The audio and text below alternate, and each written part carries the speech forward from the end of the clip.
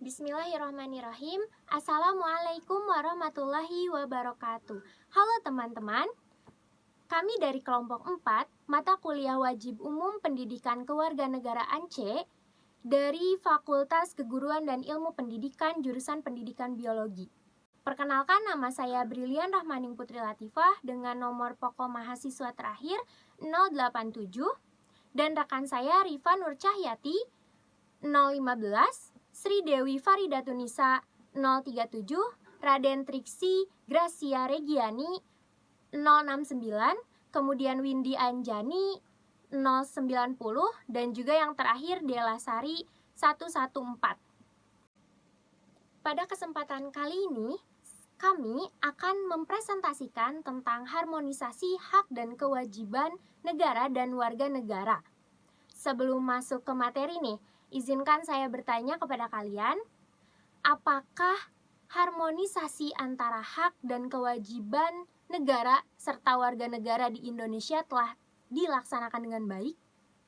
Silakan kalian jawab, mungkin di dalam hati kalian masing-masing. Namun jika kalian belum tahu apa itu hak, apa itu kewajiban, dan bagaimana harmonisasi antara kedua hal itu, silakan kalian menonton video ini sampai habis. Oke? Silakan menonton. Halo teman-teman, sekarang kita akan membahas mengenai hak, kewajiban, dan beberapa contoh hak warga negara dan juga contoh kewajiban warga negara. Juga hubungannya antara hak dan kewajiban. Yang pertama, kita akan membahas tentang pengertian hak. Nah, hak itu merupakan sesuatu yang harus didapatkan baik oleh negara ataupun oleh warga negara ketika sudah selesai menjalankan kewajiban. Sedangkan untuk kewajiban itu, kewajiban merupakan sesuatu yang harus dilakukan dengan penuh tanggung jawab baik oleh negara ataupun oleh warga negara, dan juga harus sesuai dengan Undang-Undang Dasar 1945. Nah, untuk hak warga negara ini tentunya ada beberapa contoh yang menjadi hak warga negara. Yang pertama yaitu seperti tercantum di dalam pasal 27 ayat 3 mengenai hak untuk ikut serta dalam upaya pembelaan negara. Jadi setiap warga negara mempunyai hak untuk keikutsertaan dalam upaya pembelaan negara.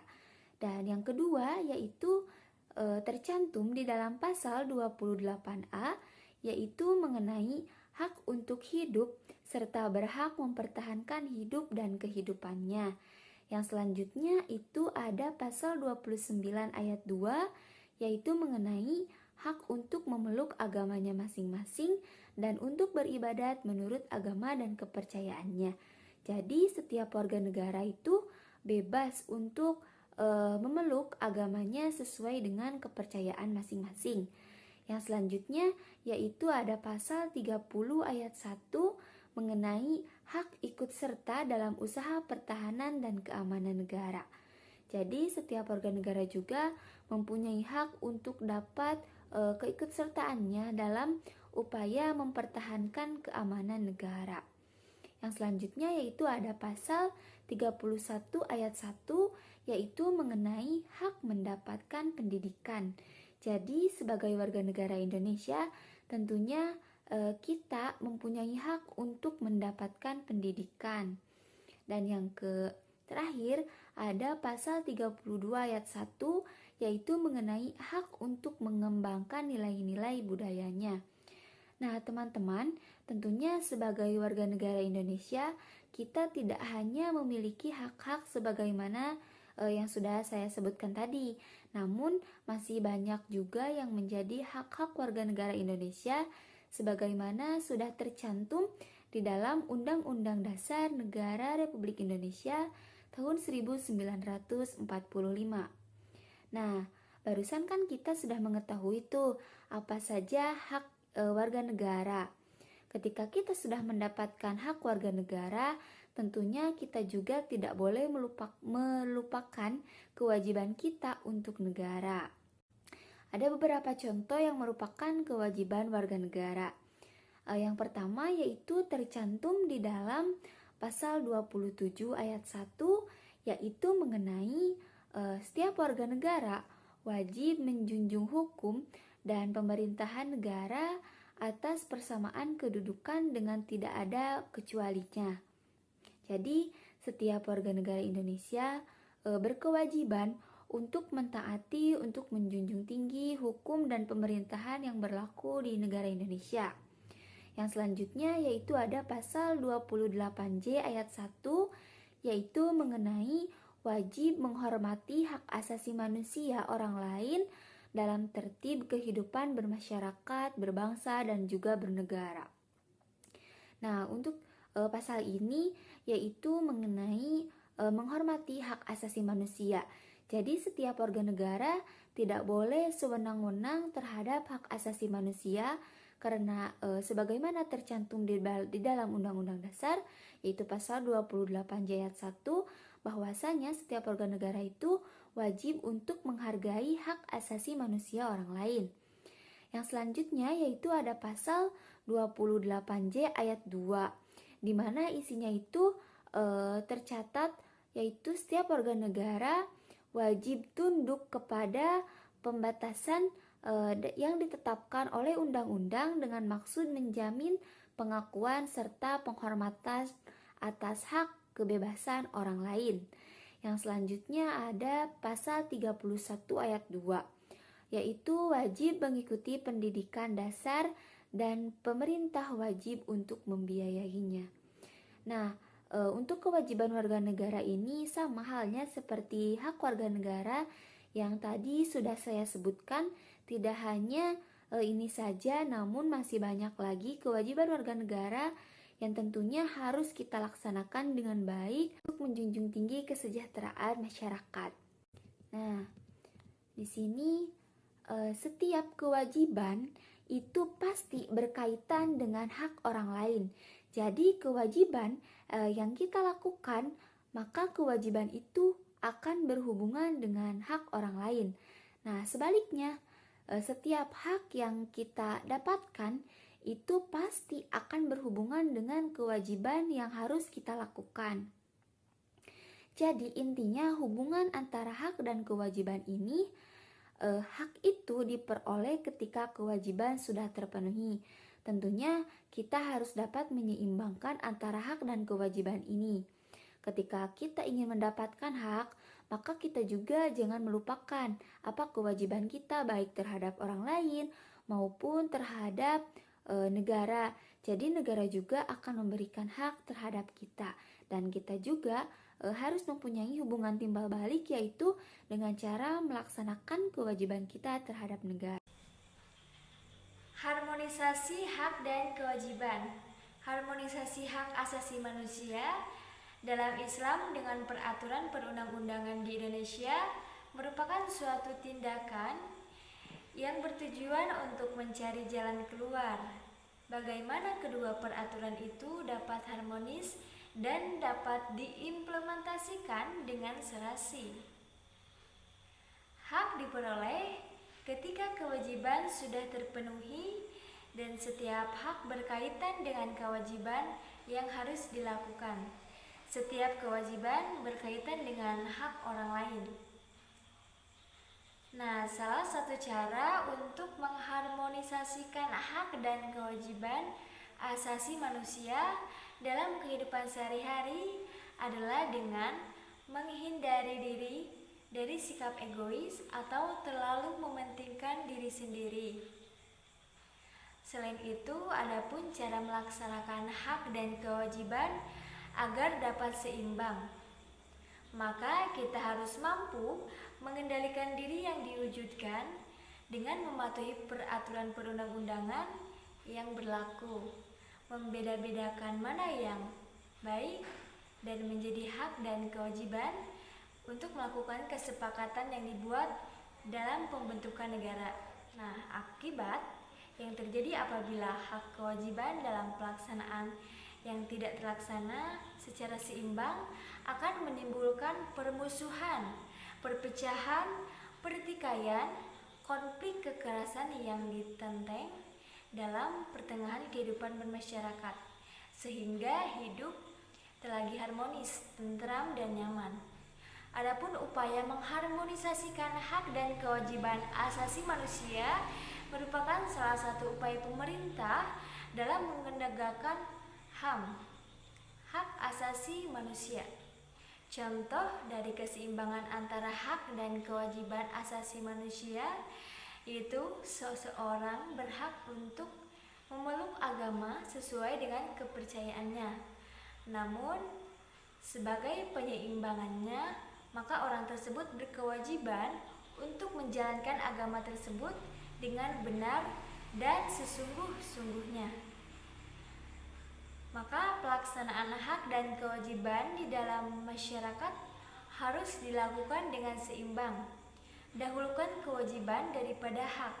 Jika kewajiban telah dilaksanakan, hak boleh diminta.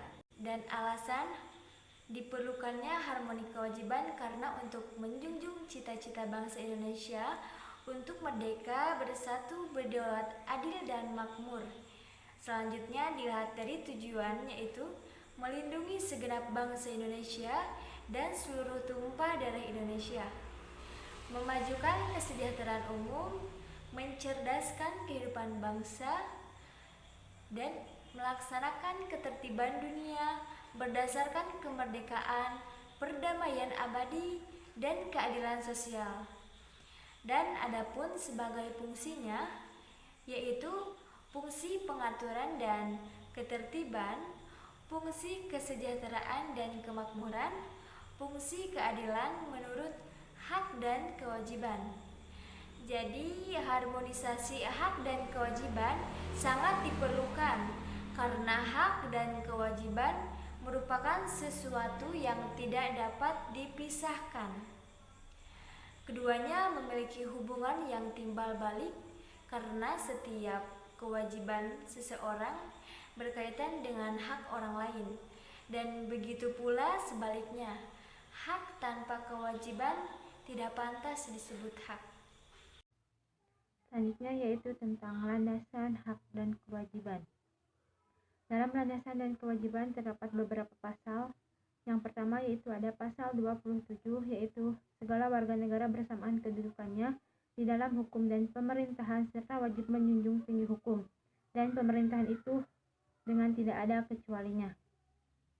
Di dalam pasal ini terdapat hak, yaitu untuk diperlakukan yang sama di dalam hukum dan pemerintahan, serta kewajibannya yaitu menjunjung hukum dan pemerintahan. Selanjutnya, landasan hak dan kewajiban yaitu terdapat pada pasal 28, yaitu tentang kemerdekaan berserikat berkumpul, mengeluarkan pikiran dengan lisan dan tulisan, serta sebagainya ditetapkan dengan undang-undang. Dalam pasal ini terdapat hak yaitu mengeluarkan pikiran atau berpendapat, berserikat dan berkumpul, dan kewajibannya yaitu setiap orang memiliki kemampuan berorganisasi dan melaksanakan aturan-aturan lainnya, di antaranya yaitu semua organisasi harus berdasarkan Pancasila dan asasnya. Semua media pers dalam mengeluarkan pikirannya atau pembuatan selain bebas harus pula bertanggung jawab dan sebagainya. Dan landasan hak dan kewajiban selanjutnya yaitu pasal 28A tentang setiap orang berhak untuk hidup, mempertahankan hidup dan kehidupannya. Dalam pasal ini terdapat hak setiap orang berhak untuk hidup dan kewajibannya yaitu setiap orang harus mempertahankan hidup dan kehidupannya. Kemudian pasal selanjutnya yaitu terdapat pada pasal 28B ayat 1, yaitu setiap orang berhak membentuk keluarga dan melanjutkan keturunan melalui perkawinan yang sah. Pada pasal ini terdapat hak setiap orang berhak membentuk keluarga dan memiliki kewajiban melanjutkan keturunan melalui perkawinan yang sah. Selanjutnya yaitu pasal 28B ayat 2, yaitu setiap orang berhak atas kelangsungan hidup, tumbuh dan berkembang, serta berhak atas perlindungan dari kekerasan diskriminasi. Pada pasal ini terdapat poin hak, yaitu mengenai setiap orang berhak atas kelangsungan hidup, tumbuh dan berkembang, serta berhak atas perlindungan dari kekerasan dan diskriminasi. Dan kewajibannya yaitu melindungi anak dalam kekerasan dan diskriminasi yang menimpa anak tersebut. Pelanggaran hak warga negara. Yang pertama, angka putus sekolah yang cukup tinggi mengindikasikan belum terlaksana secara sepenuhnya amanat pasal 31 ayat 1 Undang-Undang Dasar 1945 yang menyebabkan pengangguran dan penambahan kemungkinan kenakalan anak dan tindak kejahatan dalam kehidupan sosial masyarakat. Yang kedua, tingkat kemiskinan dan angka pengangguran Indonesia masih cukup tinggi. Belum terlaksananya pasal 27 ayat 2. Pengangguran berdampak mengurangi pendapatan masyarakat sehingga akan menurunkan tingkat kemakmuran yang mereka capai. Yang ketiga, masih terjadinya tindak kekerasan yang mengatasnamakan agama. Belum terlaksananya pasal 29 ayat 2. Kekerasan atas agama ini terjadi karena kurangnya pemahaman dan pemaknaan suatu ajaran agama dalam keyakinan oleh pemiliknya. Yang keempat, proses penegakan hukum masih belum optimal dilakukan. Belum terlaksananya pada pasal 27 ayat 1. Hal ini karena masih rendahnya moralitas mengakibatkan profesionalisme kurang dan terjadinya ketidakmauan pada penegakan hukum. Pengingkaran kewajiban. Yang pertama, melakukan aksi terorisme seperti pengoboman. Yang kedua, membentuk gerakan separatisme yang dapat membahayakan keutuhan NKRI. Yang ketiga, membuang sampah sembarangan. Yang keempat, merusak fasilitas negara, misalnya mencoret-coret bangunan milik umum. Dan yang terakhir, yang kelima, tidak membayar pajak kepada negara. Faktor penyebab terjadinya pelanggaran hak dan pengingkaran kewajiban.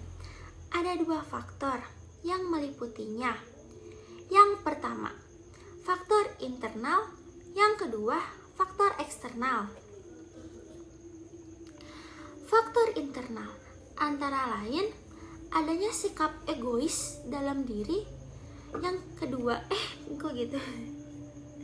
Yang pertama, faktor internal antara lain adanya sikap egois dalam diri, rendahnya kesadaran dalam berbahasa dan bernegara.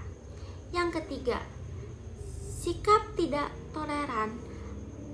Lalu, ada faktor eksternalnya juga, antara lain penyalahgunaan teknologi dan aparat penegakan hukum kurang tegas. Baik, di sini saya akan menjelaskan mengenai urgensi harmoni hak dan kewajiban negara dan warga negara.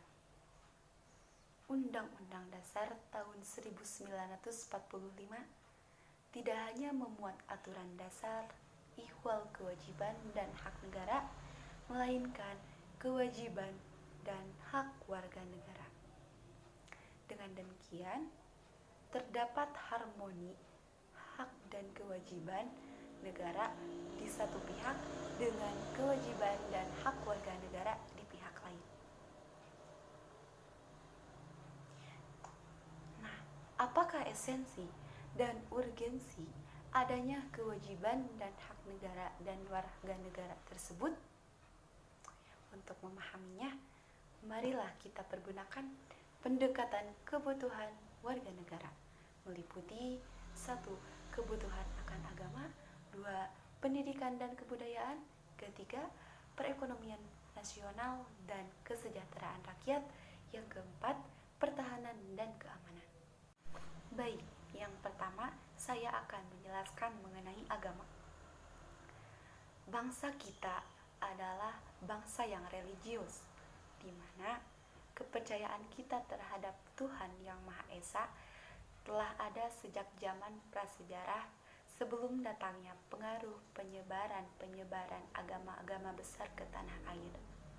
Oleh karena itu, di dalamnya bangsa kita mudah menerima penyebaran agama besar tersebut. Rakyat bangsa kita menganut agama berdasarkan kitab suci yang diyakininya. Ketentuan akan agama tersebut dicantumkan dalam Undang-Undang Dasar tahun 1945 pasal 29 ayat 1. Nah, mengapa negara berdasar atas ketuhanan Yang Maha Esa? Bukankah dasar negara kita itu Pancasila? Dan mengapa hanya berdasar pada satu sila pertama saja ya? Jika Anda tidak mengetahui dasar pemikirannya, maka Anda akan kebingungan.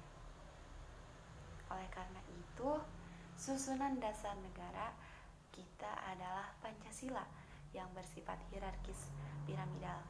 Maksud dari hierarkis piramidal yaitu sila-sila yang disebutkan terlebih dulu memiliki kedudukan yang lebih tinggi daripada sila-sila yang disebutkan kemudian. Jadi, sila ketuhanan Yang Maha Esa menjadi dasar dari sila-sila yang lainnya. Baik, yang kedua yaitu pendidikan dan kebudayaan.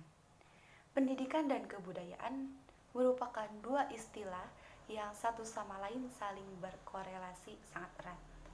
Pendidikan adalah suatu bentuk upaya pembudayaan, di mana melalui proses pendidikan kebudayaan tidak hanya ditransformasikan dari generasi tua ke generasi muda, melainkan dikembangkan untuk mencapai derajat tertinggi.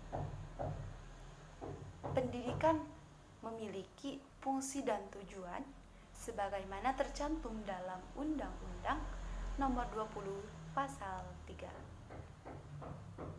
Oleh karena itu, penyelenggaraan pendidikan sangatlah penting, di mana pendidikan nasional merupakan perwujudan amanat Undang-Undang Dasar Negara Republik Indonesia tahun 1945 dalam rangka mencerdaskan kehidupan bangsa. Lebih lanjut lagi, sistem pendidikan itu dapat menghasilkan insan yang cerdas dan kompetitif, di mana kecerdasan yang dimaksud yaitu kecerdasan yang komprehensif. Artinya, bukan hanya cerdas secara intelektualnya, melainkan juga memiliki kecerdasan spiritual, sosial, emosional, bahkan kinetis. Baik, yang ketiga ada perekonomian nasional dan kesejahteraan rakyat. Perekonomian nasional di Indonesia menganut asas kekeluargaan. Sebagaimana dalam Undang-Undang Dasar tahun 1945 pasal 33 ayat 1. Apakah makna dari asas kekeluargaan itu? Makna dari asas kekeluargaan yaitu asas yang dianut oleh masyarakat Indonesia dalam berbagai kehidupan, salah satunya dalam kegiatan perekonomian nasional. Nah, asas kekeluargaan juga dapat diartikan sebagai bentuk kerjasama yang dilakukan lebih dari satu orang dalam menyelesaikan pekerjaan, baik itu dalam kepentingan pribadi maupun kepentingan umum. Hasil dari pekerjaan bersama tersebut dapat memberikan manfaat yang dapat dinikmati oleh banyak orang, dengan tujuan agar pekerjaan tersebut cepat selesai dan dapat memberikan hasil yang lebih baik. Penerapan asas kekeluargaan ini dalam perekonomian nasional adalah sistem ekonomi kerakyatan. Apakah makna sistem ekonomi kerakyatan? Sistem ekonomi kerakyatan adalah sistem ekonomi nasional yang berasas kekeluargaan kedaulatan rakyat, bermoral Pancasila, dan menunjukkan pemihakan sungguh-sungguh pada ekonomi rakyat. Sistem ekonomi kerakyatan adalah sistem ekonomi yang bertumpu pada kekuatan mayoritas masyarakat. Nah, dengan demikian, ekonomi ini tidak dapat dipisahkan dari pengertian sektor ekonomi rakyat, baik sektor produksi, distribusi, maupun konsumsi yang melibatkan rakyat banyak. Yang keempat ada pertahanan dan keamanan. Pertahanan dan keamanan sebagaimana di dalam Undang-Undang Dasar tahun 1945 pasal 30 ayat 2 yang berbunyi, usaha pertahanan dan keamanan negara dilaksanakan melalui sistem pertahanan dan keamanan rakyat semesta oleh Tentara Nasional Indonesia dan Kepolisian Negara Republik Indonesia sebagai komponen utama dan rakyat sebagai kekuatan pendukung. Adapun tujuan pemerintahan Republik Indonesia membentuk TNI dan Polri untuk melindungi kedaulatan negara, masyarakat, dan seluruh elemen Indonesia. Baik, pemaparan materi dari rekan-rekan saya telah selesai. Dapat diambil kesimpulan dari materi harmonisasi antara hak dan kewajiban negara dan warga negara, yaitu hak adalah sesuatu yang pantas atau mutlak didapatkan oleh seorang warga negara sejak masih di dalam kandungan. Kemudian hak ini akan didapatkan setelah memenuhi kewajibannya. Lalu apa itu kewajiban? Kewajiban adalah sesuatu yang harus dilakukan oleh warga negara karena undang-undang yang terdapat di negara itu sendiri. Antara hak dan kewajiban ini tidak bisa dipisahkan. Ketika seseorang telah melaksanakan kewajibannya, maka ia harus dipenuhi haknya oleh negara. Kemudian apabila seseorang ingin mendapatkan haknya, maka individu itu harus memenuhi kewajibannya. Mungkin sekian yang dapat kami sampaikan. Kurang lebihnya mohon maaf. Aku qouli hadza wa astaghfirullah li wa lakum. Wassalamualaikum warahmatullahi wabarakatuh.